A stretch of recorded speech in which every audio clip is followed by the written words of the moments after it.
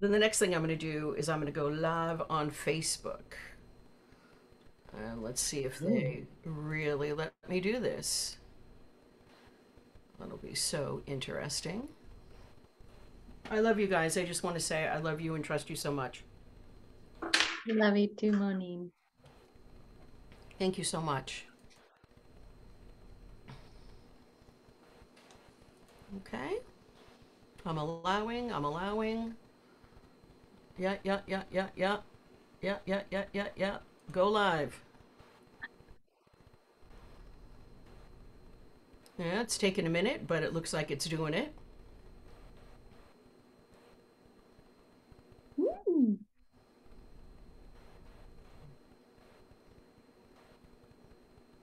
Okay. Okay.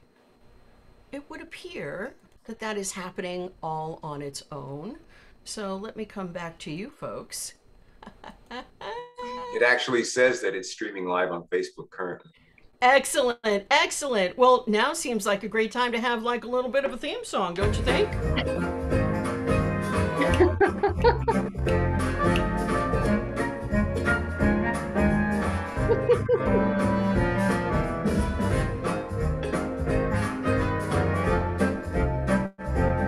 Need a top hat, Right. a cane to twirl. A little soft shoe. Yeah. Oh, it's so fun, isn't it?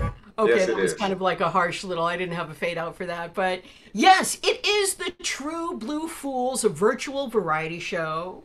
My name is Monine Daly. I am your host and producer. We have with us multi-award winning, because all you have to do is look at her face, Vicky Liston here. Jeez, what a fabulous sound booth and what a fabulous background. We have Erin Elizabeth Reed, looking gorgeous, and also looking gorgeous all the time, Sheldon Wright.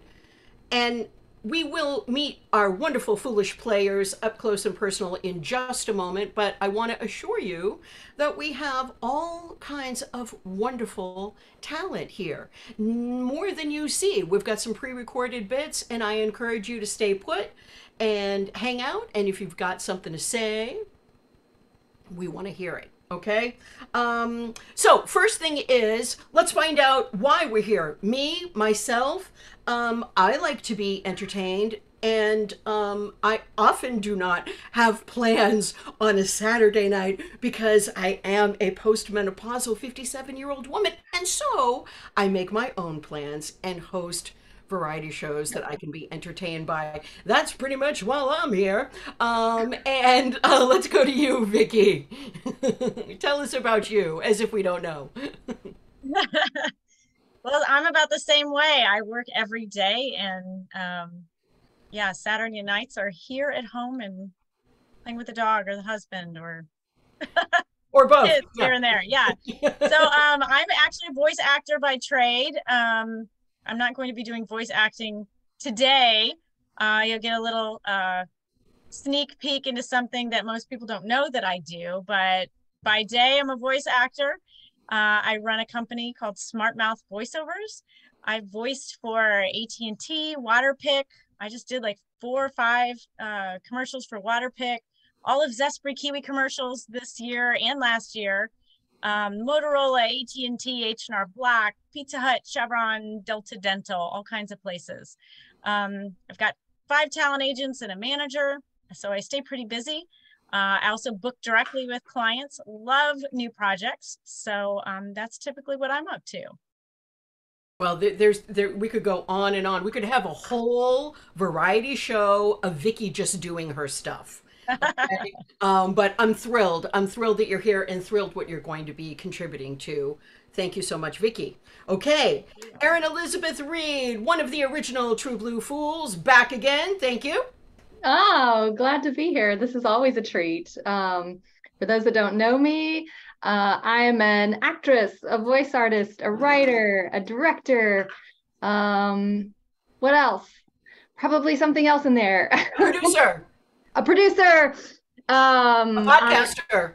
A podcaster, yes. I've started a podcast. I co-host a podcast called Nothing, Nowhere, Never Again, with another True Blue Fools alumni, Tessia Rasti, and No No Never for short. We drop on Wednesdays, every Wednesday, on Spotify, and we're like a intimate, chatty podcast where we kind of reflect on life lessons. Every show has a different theme for the day, and we look to tease out things that we've learned so far in life and are happy to put behind us. We've had some really fun episodes on some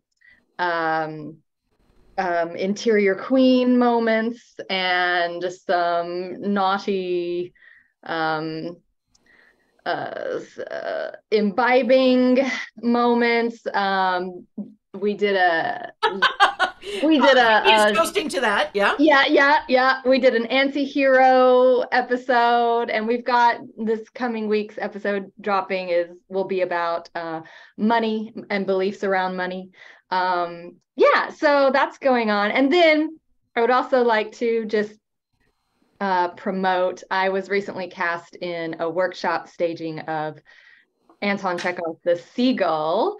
So I'm very excited about that. If you're in New York on July 1st and 2nd, come check us out. We're doing a cool mashup as if the play were set in Love Island UK edition. So it's going to be a really cool presentation with some multimedia aspects. I'm very excited about it. And a modern flip. Ooh, that sounds exciting. Yeah. Fantastic. Thank you so much, Erin. And again, just like with Vicky, we could go on and on too. But you can find Vicky at VickyListon.com. You can find Erin at ErinElizabethReid.com. And H. Sheldon Wright, let's hear about you and get your URL too. Oh, well, I'll start with my URL is sheldonwright.com, and just wanted to say thanks for having me here today. It's great to be among fellow creatives. I do voiceover by profession. I also like to write and draw, and I have websites for my voiceover work, my artwork as well. I have about 30 YouTube videos. And so I try to combine as much as I can with my voicing and my writing and my son Evan's music in my YouTube videos. So just glad to be here today. Thank you for having me. Yeah, we'll get to hear some Evan along with your presentation too. It's really an amazing composer. Okay, so have we rehearsed? Did we talk loosely about what we're going to do? Sort of. But our heart's in the right place. Why are we the True Blue Fools? We believe in the truth. We believe the fool always tells the truth, and the fool has more of an ability to get the truth across, very much like the fools and clowns in Shakespeare, because the truth is hard to take. And we all, if you're watching now or tuning in later, we on the screen, we all struggle to maintain an uplifted vibration, an uplifted attitude, a positive can-do attitude when there are so many things that are flipped on its side in this world. And we are maintaining that, absolutely. But I wanted to share just a little bit of Irish dichotomy. It's a bit of a personal story, and I haven't shared it with any of you, and so your reactions will be genuine, and I hope that I'm not putting you on the spot, but in true Irish form, I'm gonna do it anyway. So our very first True Blue Fools virtual variety show was a blast, and obviously that's why we're here again. I got several texts afterwards, but one of the texts I got was from my niece, Leanne. And I was like, well, now that crazy little gal, she turned in and she's got something to say. Isn't this going to be fun? And I opened up the text, and Leanne said, I'm so sorry to hear about Billy. And I thought, well, I have a brother, Billy, and I don't know what would happen to him that I wouldn't know about. And I'm gonna share my screen because I don't ever want this to be the case. This is the wrong screen to share. I want to share this particular picture right here, and you all can tell me if you see it when it pops up. Yeah, so I Googled to find that my brother had passed away, and no one had thought to tell me. And why is this an Irish dichotomy story? It's that that this family here, okay, this is my mother, this is my father, this is my brother Billy, my brother Patrick, my brother Elijah, and my brother Harry. And if I were to, oh, how great that Joanna has joined us. Excellent. Joanna, so happy that you're here. We're just getting into our True Brulu scene here, and we encourage you to participate in whatever level that you want to. Okay, happy that you're here. Okay, just talking about my brother, and so this crazy Irish alcoholic family that looks so beautiful in this picture. If we were to cull the number of alcohol related deaths from just the origination of this picture, we would probably be using both hands. Okay. Now, why am I being really super depressed right now in sharing this? Because it's a cautionary tale. It's a cautionary tale. Whatever situation is happening with your friends, your family, my creative family is my family. Um, Being estranged from your family for whatever reasons, whether they're social, political, economical, perceived, and in this particular case, my brothers had a very difficult time, have a very difficult time dealing with me because I look very much like my mother. And to be honest with you, they look very much like my father, which is a little bit difficult for me to deal with. Again, I apologize for going down what is a rather depressing sounding hole, except for there is positivity to be taken away from that.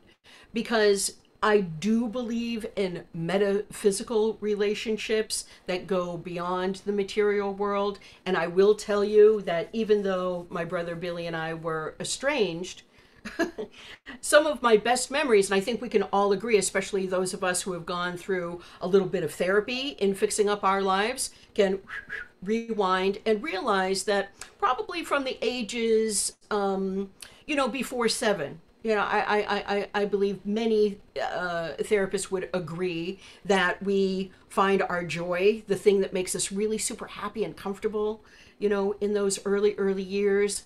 And then we also perhaps go through some traumas that we then later have to remedy. And I will say, in working to reconnect some of those familial dots, that I was able to uncover so many things that my brother Billy in particular passed on to me. And I will just say that that is a love of rock and roll music, a freedom of spirit. It was very shocking for me to see that picture that I shared with you, his eulogy card at age 72. But you noticed he was looking over to the side. He had like a little smirky glance, and that's very much him. And even though I hadn't spoken with him on the phone in probably 10 years and hadn't seen him in person for over 20, I can rewind to those early, early years and see him sitting on his bed, wearing nothing but cowboy boots and boxer shorts with a guitar, and telling me to listen to certain chords and listen to music and why they were important. And also, as a teenager, visiting him and being underage and cruising a bunch of honky tonks in Illinois off dusty, dusty, dusty roads and getting into all kinds of trouble with him that I shouldn't have been getting into with him, but having real conversations about life and having real conversations about entertainment. And he was a failed musician. But not a failed human being. And even though I wasn't able to say goodbye or even know how sick he was, I know that he knows that I'm thinking of him right now and honoring him right now. And I know that this is an appropriate place to do it. Yeah, it's live, it's public, it's Zoom, but I'm built for public. I'm not built for private. So my intimate moments come when I have the safety of an audience. That's a little crazy too. But I feel like I'm not alone in that. And this was perhaps a little bit indulgent of me to put y'all on the spot. But I thank you for your time. And I just want to address those that are of any nationality, but especially if you're Irish, and you find that some of your days are like a scene from a Eugene O'Neill play. It doesn't have to be that, man. You can repair. And I know this. And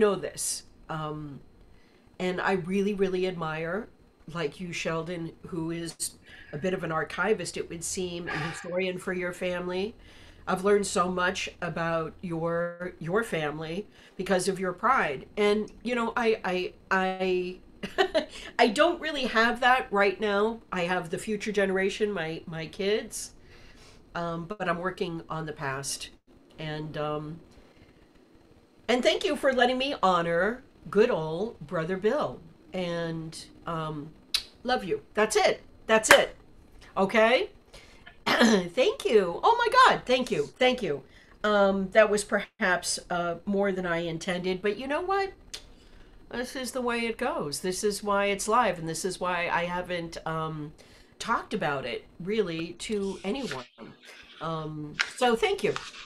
Okay, that might be a little bit awkward, but you know what? We're here to tell the truth, and just like any good Irish occasion, you know, it doesn't matter if it's a wake, it doesn't matter if it's a wedding, it doesn't matter whatever the situation is. We we say cheers and we move on, right? Sláinte. Sláinte. Exactly. Well done. Well done.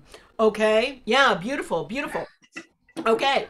And now we take a slightly different turn, and we can settle in and prove that artificial intelligence is completely artificial. Because I find one of the most captivating things in the world is Erin Elizabeth Reed narrating her original written work. And it is her beautiful face, her beautiful voice, and her beautiful ideas. And no AI can do that. And so I hand it to you. Oh, Monine, thank you. And also, thank you for sharing your story and to bookend your learning about it in True Blue Fools 1 with your response in True Blue Fools 2. Thank you. Thank you, honey. What I'm sharing today is, I think for time, I have to just read the first half. This is a short story I wrote called Nazai, and a little backstory. It's a lipogram. So a lipogram is a piece of writing where you Choose a letter of the alphabet not to use in the entire story. And so I'm just going to read the first half. I've got a good little stopping point, I think. And I would be curious if anyone can guess what the letter is that I omitted. If you know, that's cheating. But if you don't know, like if you know from a previous, don't say anything. Okay, so here we go. Without further ado. Nasai. Camille was sweating underneath the cheap indigo rayon robe embroidered with shimmering stars. He sensed it beating around the painted cardboard crown he wore and seeping from his armpits. A hefty drop ran down the sides of his rib cage as he posed for the cameras, one arm wrapped behind the kid's back without touching her. That was a definite PR no-no. He grinned wide, but his eyes didn't. Cancer wards made him nervous. The Getty photographer was done, and even the mom had stopped pressing her dainty index finger against her phone screen, capturing image after image in rapid succession. But Megan wanted another one. For posting, she directed, and mimed a turned-up face for Camille to copy. Sometimes he very much regretted hiring a Gen Z. This was one of those times. Are we done yet? My face kind of hurts. Camille jerked his head around, astonished to hear his own thoughts come from some other very high-pitched source. Samantha, don't be rude, the mom chided, embarrassed. Sorry. It's okay, Camille said. To Megan, are we? Yes, we're done, Megan beamed. These are going to be great, just great, trust me. Megan was thumbing at her phone screen faster than a desperate hitchhiker. If you say so, Camille muttered. I'm just sending these to Teddy so he can start brainstorming hashtags. She raised up. Zoom tomorrow to pick the best? Sure, Camille acquiesced. God, she was tiring. Without a beat, she pivoted to the mom and put on a paid sincerity. Thanks so much for setting up this opportunity, Teresa. Send me your ats and we can tag you. That'd be great, Teresa sputtered, trying to pretend the insensitive remark wasn't just that. And you, Megan crouched down to the kid as if they were rugby teammates. You hang in there, okay? She made a big air hug and pursed her mouth. See you next time. And with a zip, she was gone. Next time, Camille thought. He was here because the kid was dying faster than his washed-up acting career. There wasn't going to be a next time. Another gob of sweat trekked down his spine. She's weird, Samantha stated, matter of fact. Samantha. What? She is. Sorry, Mr. Johnston. She doesn't mean that. Yes, I do. Camille broke in. Megan can be a bit much. I'm sorry if she offended you with that tagging thing. It's fine. Mom! The kid's tone was insistent. Can me and Mr. J have some ice cream? Oh, honey, I'm sure Mr. Johnston has a very busy afternoon ahead of him. Teresa's eyes searched Camille's. Was he going to take this out? He sure wanted to, but he'd be an utter ass if he refused a dying kid's request. And in truth, he had nowhere to be. His customary Tuesday evening was spent drowning his apathy in Jim Beam and Shaft reruns. Fuck. Is there Rocky Road? A shade of gratitude swept down Teresa's face. I can go check. Yay! Samantha cheered, hopping her bony frame a bit on the thin, bended bed, her IV tube bouncing with her as if it were a jump rope at recess. Okay then, be just a sec, Teresa said, and set off. Unchaperoned in the beeping and oppressive room, Camille's awkwardness seemed magnified. It was ironic that a man who'd gotten his first break portraying the enthusiastic detective in a primetime kids' mystery show was this uneasy having to face one in person. He never had any kids of his own. Shit, he'd never had more than a string of one-night stands. And that was back in the days when the name Camille Johnston was a stage name, of course, his whitewashing attempt to appease the Westerners that signed his paychecks. Opened a few doors and turned a few heads, incited a few whispers. That was quite some time back. In recent years, the best job offers he had were taking bad guy parts in indie movies, where the writing was B grade and the pay was C. He was more a sight to be pitied than paparazzi'd on the Sunset Street corner. So when his manager contacted him to say he'd been requested through the Make-A-Wish Foundation and forwarded him Megan's V card as the PR firm to hire on a gig basis, not ongoing, no way he had that kind of cash, he was just as surprised as anybody.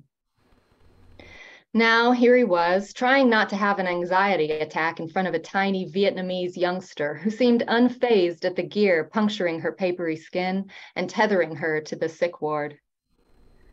It sure is hot in here. Are you hot? Camille stuttered. Samantha shrugged. Shit. It hit him that the thermostat was raised to keep her warm in her own deteriorating body. She was the priority in this microverse. I'm just gonna take this off, he said, tugging at the robe. Be right back. And he made for the private bathroom. Camille tossed the robe and the crown over the top of the commode tank, then studied his own weary face in the dim mirror. His eyes were shot. His skin sank above his cheekbones. Even his teeth seemed jaundiced. Get it together, man, he berated, the weathered image staring back at him. He doused his harrowed mug with water and dried off with a wad of stiff paper napkins from the dispenser next to the sink. Just then a thunk came at the door. He opened it, surprised to find Samantha standing there, IV drip in tow. I have to pee, she stated, as if announcing her candidacy for president. Oh. Camille square danced around her and her cancer-fighting weaponry, both of which were advancing to seize the cramped territory he had just occupied.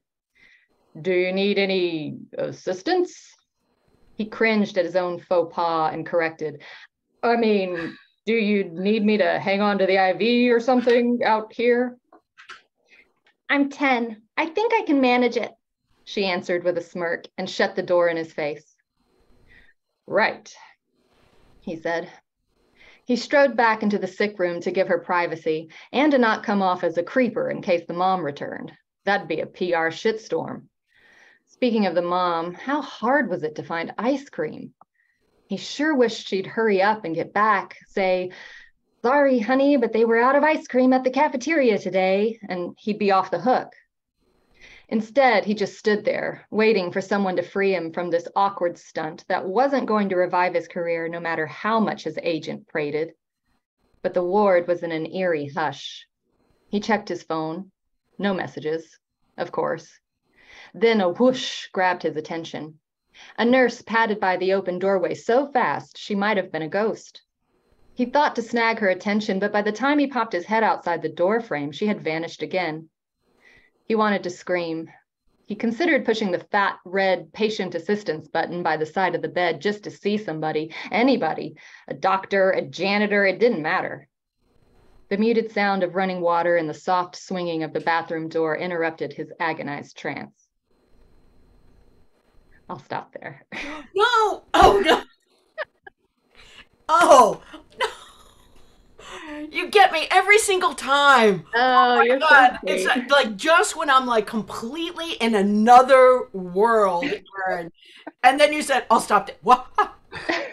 You're such an excellent writer and such an excellent narrator and such a character separator. And oh my God, thank you for that. Oh, thanks for listening. I appreciate having an outlet to share my stories. You know, I don't really know what to do with short stories other than, you know, collect them. But so Well, and I don't mean to put you on the spot, but if we wanted to listen to the rest of this, might we be able to visit somewhere to hear?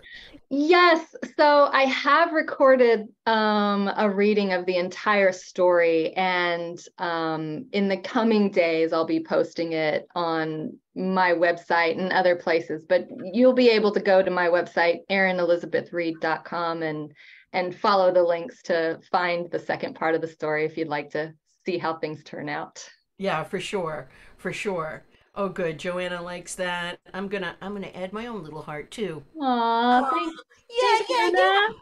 That's great. Again, Erin Elizabeth Reed, proof that artificial intelligence is not necessary, not needed, and artificial, because just a beautiful face, a beautiful voice, and a beautiful brain, we get that kind of storytelling. That's amazing. Thank you, Erin. Yeah. Thank you. Thanks, everyone. We do a nice little segue to H. Sheldon Wright. And you want to say a few words before we begin your multimedia presentation? Well, yeah, real quick, I wanted to speak about real briefly an upcoming project that I have, which will be the 10th chapter of my family tree story on YouTube.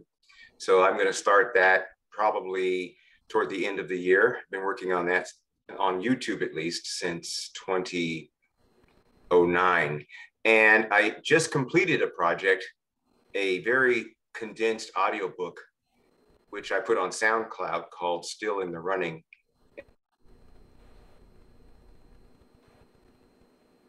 Oh, Sheldon, you are still in the running. System operating in the background while I have my foreground of work and life and etc. So as far as my video today, it's pretty much a combination of the things that I mentioned earlier. It's my writing.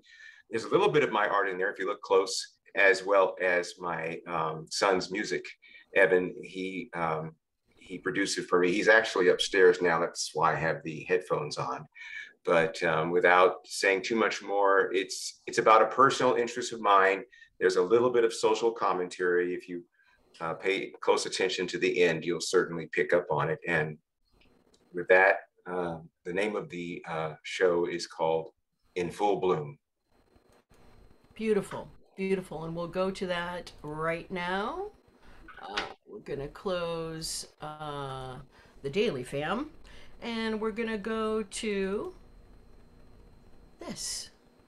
And hold on, we will make it full size. We're hearing okay?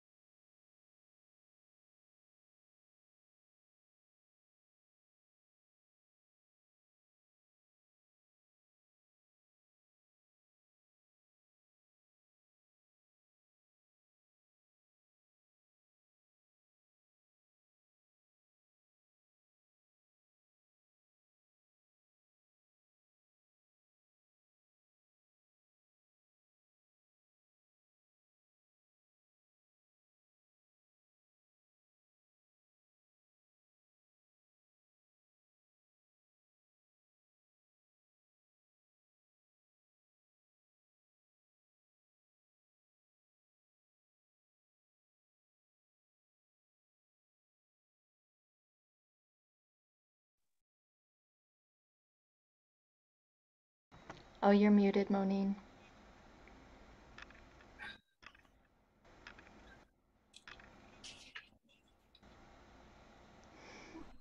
Thank you. Thank you. It's interesting how after the shots, just because I was just caught up. Every time I see this, I'm caught up in the message because it's so intense and so extreme with beauty and tragedy.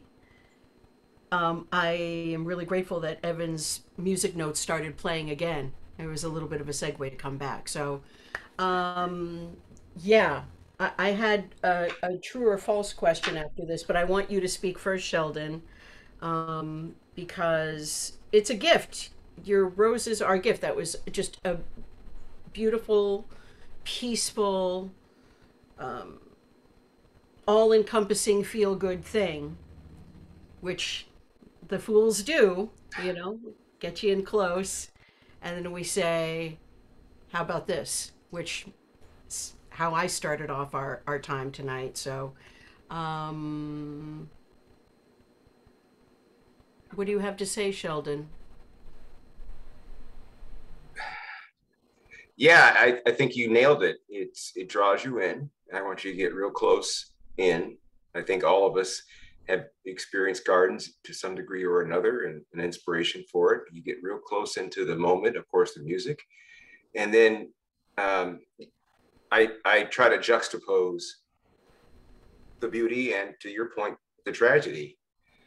And so there's one particular handle that I go by in on Facebook. It's called I call myself a bridge, and all of my cover pages are always some image of a bridge around the world. And I get a lot of submissions from friends who say, "Hey, try this one," and I do every time. And so, in effect, what I try to do with my work, my speaking, my artwork, Evan's music as a backdrop, and then personal stories, and then along with personal stories mixing in with social commentary, I try to bridge to a place of discussion where we can, have dialogue and feel things and of course say things and come away from it in a different place than we arrived. You do that very well, Sheldon. You've been a bridge for me on my attention span, my content. And I'm just going to say it because I'm super, super lucky to have one of those magnetic pictures. And I shared with you a meditation because every time I look at this picture, I see something different. Mm. I see myself and my children with the three different roses. I see the layers. I see the maturity. I see the ingenuity in all of these roses. But you and I both feel strongly, as everyone here does, about gun control. And so, just riding on the heels of that video, I just wanted to pose a question. Um, so far in this year, 2023, true or false, do you believe we've had 202 mass shootings so far just in the year 2023? So how many months have we had so far? We've had 6 months, 30 days. So what, 180 and change? And you said 223. That actually sounds about right. Well, I know we've had more than one. I said True. 202, but so you think that's true? I think that it's definitely close to true if it's not right on the money. All right. Vicky, Aaron, did you want to put your 2 cents in? 202. I might say false because I think the number could be higher. Yeah, yeah. Vicky, any thoughts? Yeah, I agree with Aaron. Yeah, it's high. It's 237. Okay. So, yeah, what did you figure? 180 days so far in this year. And so, what's actually occurring, to put it into, I don't know, sort of like conversational, repeatable phrase perspective, we have a mass shooting in the United States of America in the year 2023 on average once a week. once a week. Okay. And although we don't always correspond when one happens, I think of you, Sheldon, and I think that I do not want this to become a calloused situation. We're so medicated, we're so distracted, we're so worn down by so many things that this has just become, oh, in Texas, oh, in Michigan, oh, in Connecticut, oh, it, I understand. It's really super painful. It's really super painful to fully feel things. This is kind of a little bit of why we're getting together here. Not to be a downer, just to be aware. I don't think that we should accept that as a society. That's just insane to me. It's insane to me that it's number 474, day 474 of a Ukrainian-Russian war. That should not be any days. There should not be this kind of a body count in this country, right? We all agree with that. Do I have a solution? I don't. But what I appreciate is creatives like Sheldon who give us something really super beautiful to focus on when we're thinking and feeling that the world is so ugly and so tragic and so extreme and so intolerable. It's not. We need to look for the beauty. We need to look for the beauty and share the beauty as much as we are exposed to the tragedy. Yes? Yes. Yes. And that is why we're here. And this might be a good segue. It might be a good segue. It's not my story to tell, except for I wanted, if you all agree, I wanted to share just a 3-minute video because Monday is Juneteenth. Yes? Yep. Okay. And I'm a little familiar with Juneteenth because last year I did some recordings for the Juneteenth holiday, and I was really excited that businesses were embracing this. But maybe it would be well if we got a professional, got a really fabulous professional, Annette Gordon Reed, to tell us a little about it. And I believe that I have her queued up somewhere. Nope, that's Billy again. In that case, if you guys don't mind, I'm just gonna go looking because I know that it's in my download section. I know that this is very, very low grade broadcasting, but you know, we're getting it done. We go to downloads and we go to here. Okay. Can we see this and can we hear this? Cannot see it. Cannot see. Okay, let me go back. Forgive. And hang tight. Sheldon, while Monine searches for that, is there a way we can find that video again to rewatch? I know I had a little trouble with the audio. It cut out at one point. So Sure. yeah, where can we find it? It's on YouTube, and I can put the link in the chat. Oh, great. Yeah. Yeah, and your handle on YouTube is at Wooden Scooter? It is. You could probably go that way as well. Yeah. And do you feel like sharing, and is Evan open to us knowing where to find more on his music composition? Evan is a very private person about everything except his music. So he is at Write Music, and music is spelled MUISK.com, writemusic.com. Cool. Excellent. Thank you, Aaron, for asking that question. And thank you, Sheldon, for answering. And are we seeing a full screen now, friends? Yes. Okay, 3 minutes, and I'll see you on the other side, or we'll speak on the other side. Juneteenth was the day that enslaved people, that people learned that slavery was over in Texas, when the Union Army, the Army of the United States, came to Galveston and took control of that area and proclaimed the end of slavery.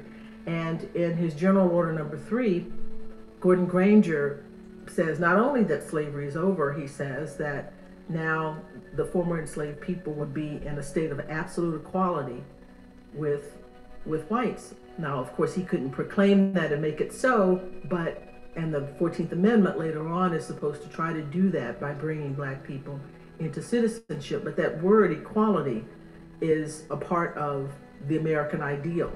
And so Juneteenth and the general order that's issued on that day, it links to the Declaration of Independence, this notion of equality as a basic American value. So June 19th and July 4th go together in my mind. I think Juneteenth should be an umbrella celebration for all of the emancipations. Emancipation was not just one day, not one moment. It took place over a period of time. The enslaved people emancipated themselves. The Army of the United States emancipated a number of people as well. So I think Juneteenth can be used to think about all of those moments of emancipation. I think different states have different days that they celebrate. Juneteenth didn't end slavery in the United States. It was the end of the military effort to maintain slavery, because it took place after the Army of the Trans-Mississippi surrendered. Lee had surrendered in April, but they kept fighting in the theater, in the Texas theater and in the Southwest. When they give up, that's when Granger can go in. So that's the significance of it. But this is the end of the Confederate Army's effort to use force to keep the system of slavery in their way of life, as they put it, in existence.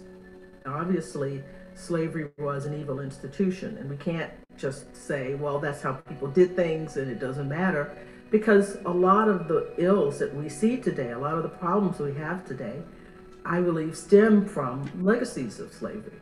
So what I want people to do is to be able to look at the past and understand that the past is always present in some way in our lives, and to see what those are. Why are we doing things this particular way? Why do we have these particular feelings and these thoughts? And a lot of it grows out of things that happened in the past. So I want people to think about that and to make those connections.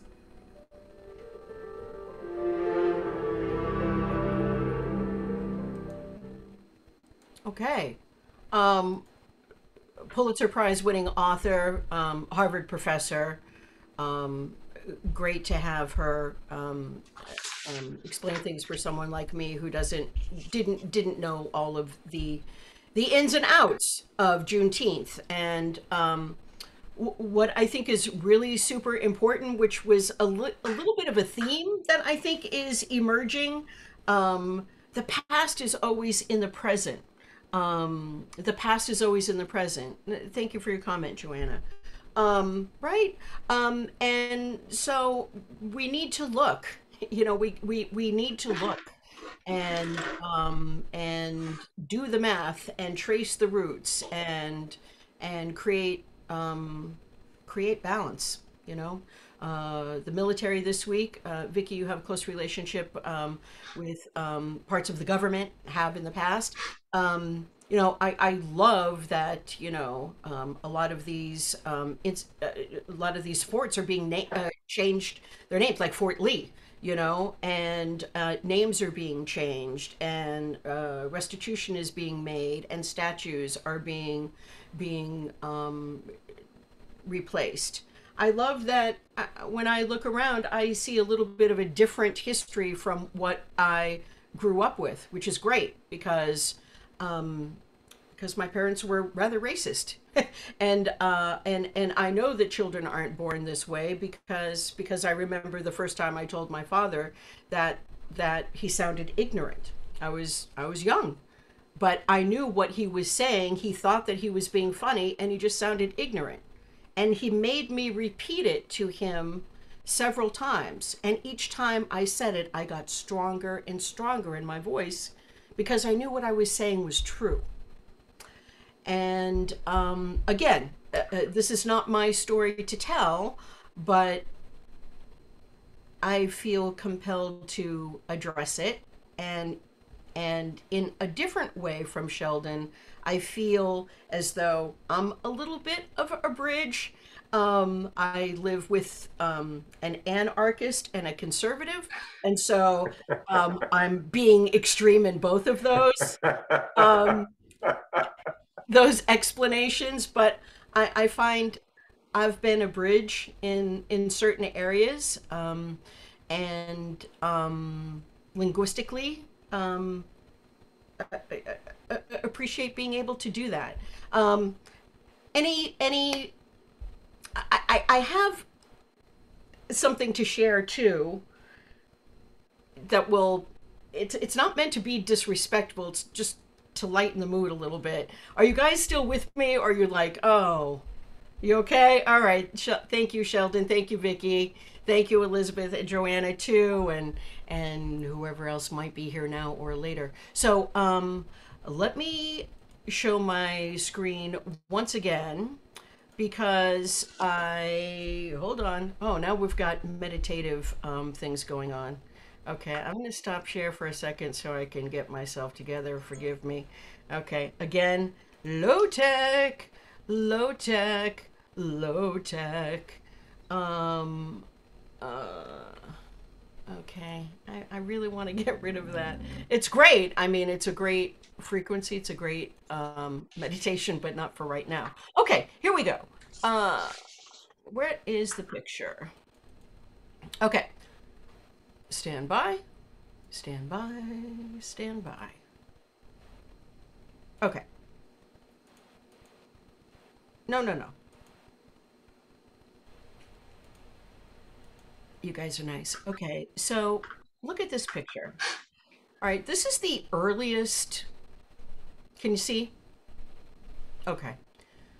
This is 1886, I believe. I wasn't able to print my notes because my printer gave out moments before we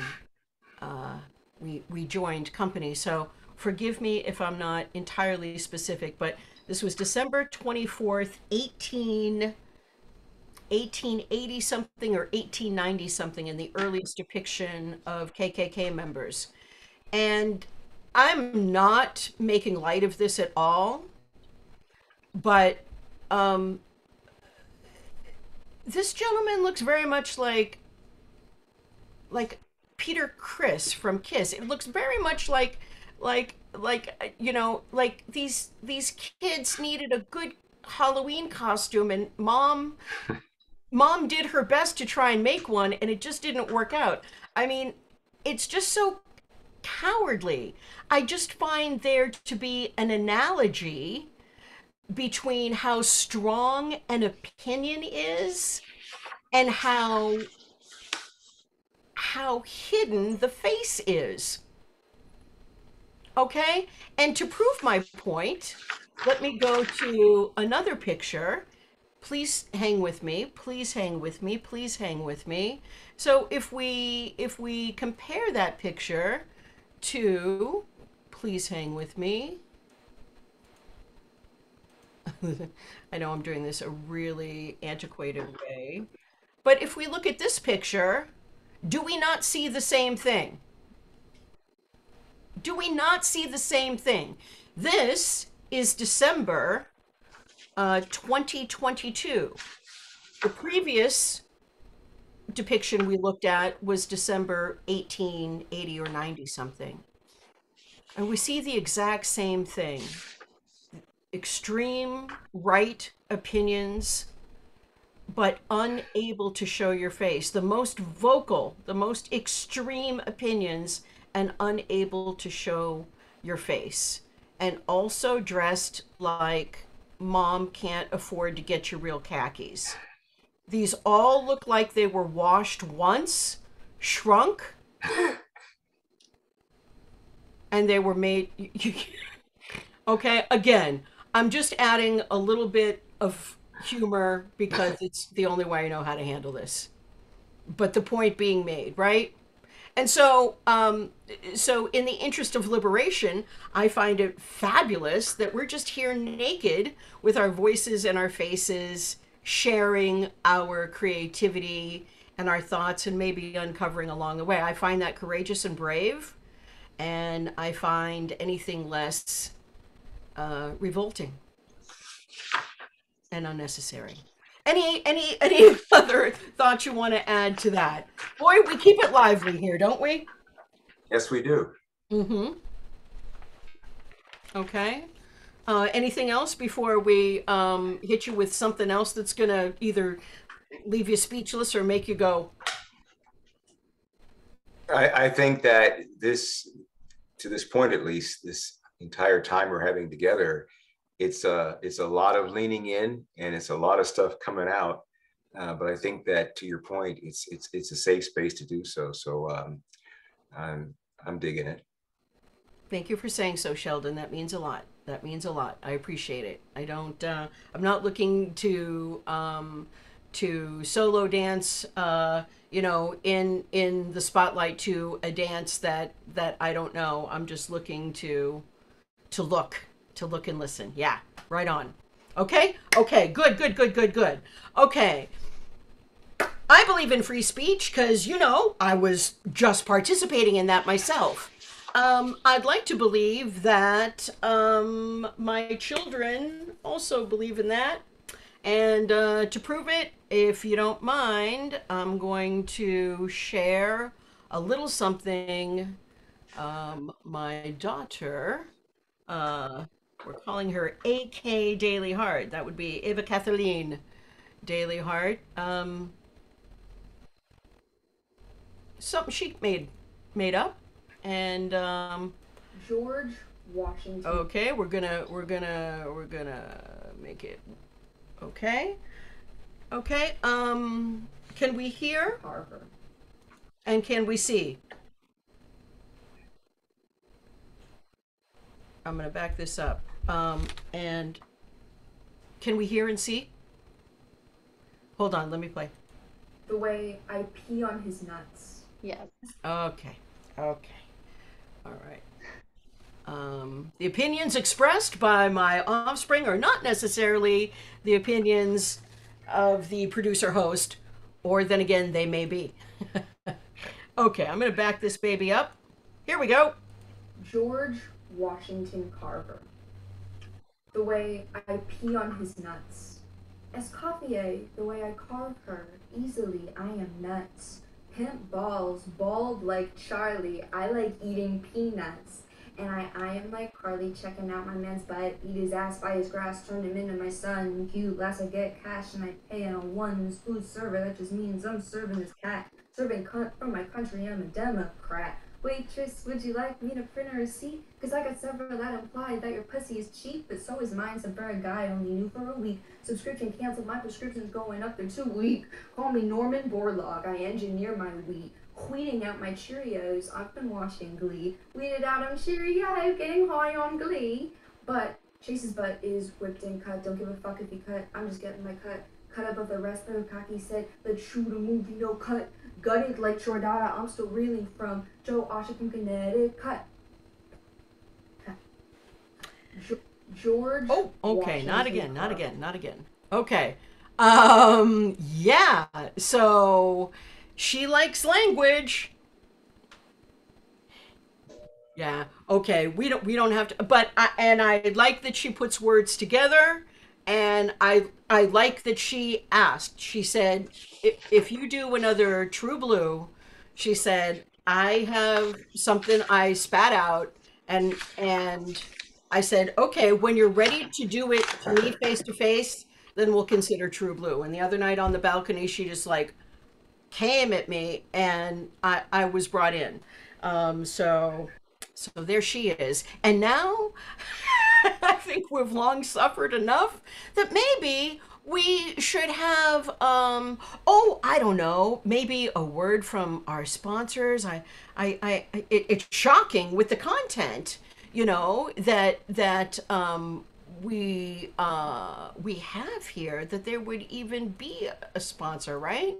But I'm pretty sure that we do. Let's take a Hi, look. I'm Morgan from Morgan's Mortgages and That's right, Morgan from Morgan's Mortgages and Smorgasbord, the Mortgages and Smorgasbord guy. You heard me, the Mortgages and Smorgasbord guy. One more time, the Mortgage and Smorgasbord guy.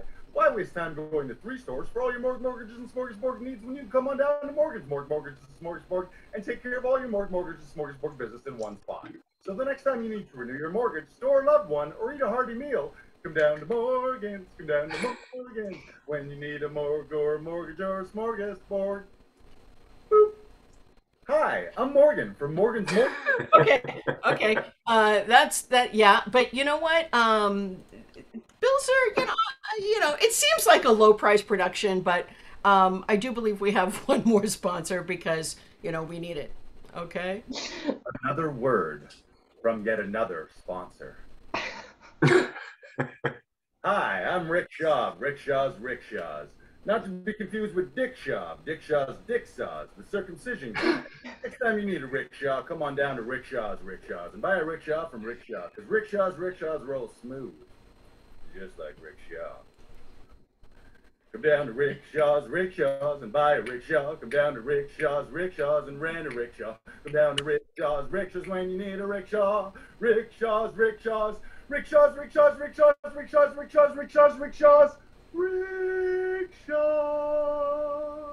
I'm Rickshaw.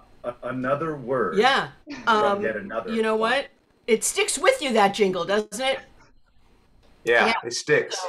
I'll be singing that all night. It's gonna be right here, and you're all gonna be blessed with that. But finally, a little bit of comedy, okay? And if I'm not mistaken, God bless us, the quality portion of our program.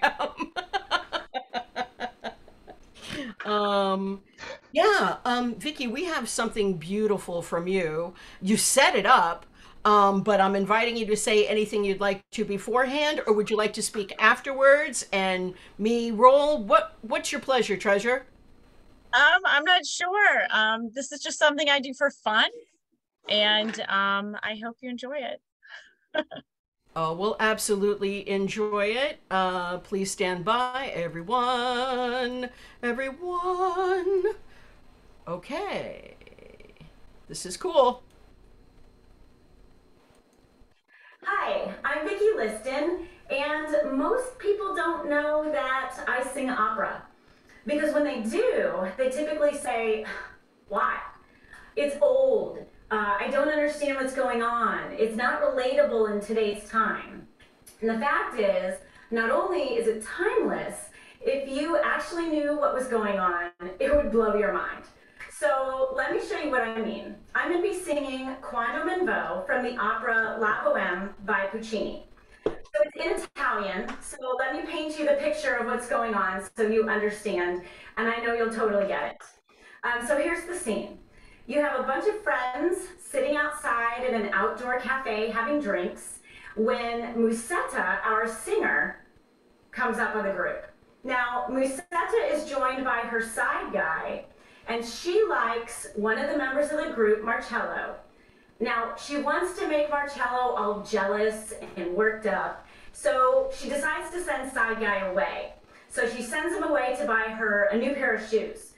And, my opinion, but I feel like that's a totally legit reason to send a side guy away for a while, right?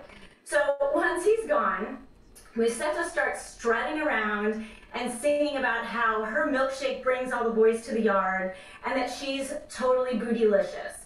So, Quando me vo, roughly translated means, check me, I'm bootylicious.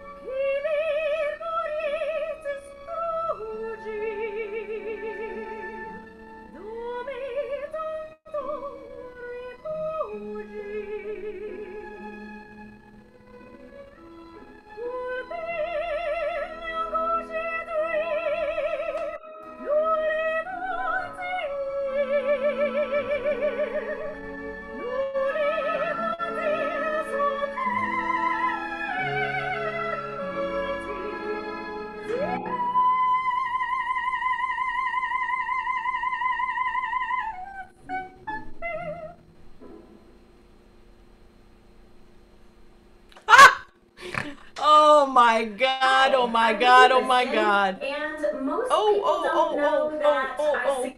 oh.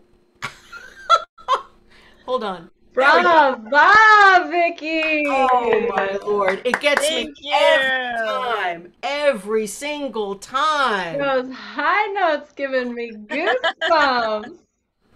So captivating. Thank you. Honestly, the only thing I was waiting for was to see the two guys dripping all over you, like fighting for you. Oh, thank you so much. It was so beautiful, Vicky. And I just love that you have a sense of humor to it and that you bring, there's your bridge, you're bringing something, you know, that's very highbrow in another language that has different connotations to it and making it relatable, and it makes it, you know, just so much more fun too. And I've heard those notes from you for a while, and from the first time to this moment, I just really can't believe that your little teeny tiny petite body can create these vibrations that just shake wherever we are. I love that so much. I love Thank you. all of this so much. Holy cow. So, okay, would you say tonight was truthful? Yes. Would you say we had a little bit of blue? Yes. A lot. Would you say that we had a little bit of foolish time? Yeah. And how about a variety? Definitely. Absolutely. Yeah. So the True Blue Fools virtual variety show has Provocative edition. provocative edition has lived up to its name this evening. My gosh. Thank you so very, very much for lending and giving your talent and your time. I thank you very much for being the creative people that you are, and just the really strong, inspirational people in my life too. There's, you know, it's not coincidental while you're here. You know, I love you all. So I don't know. Well, shall we do this again sometime? I don't know. Yeah. Yeah? Yeah. Okay. Well, in that case, I think I'll just kind of play a little bit more of our crazy theme song out. And yeah, there it is. It's a win. Are we gonna go have a swanky Saturday night? So swanky. Yeah. True. Blue. Fools. Good night to you. We'll be back sometime, somewhere,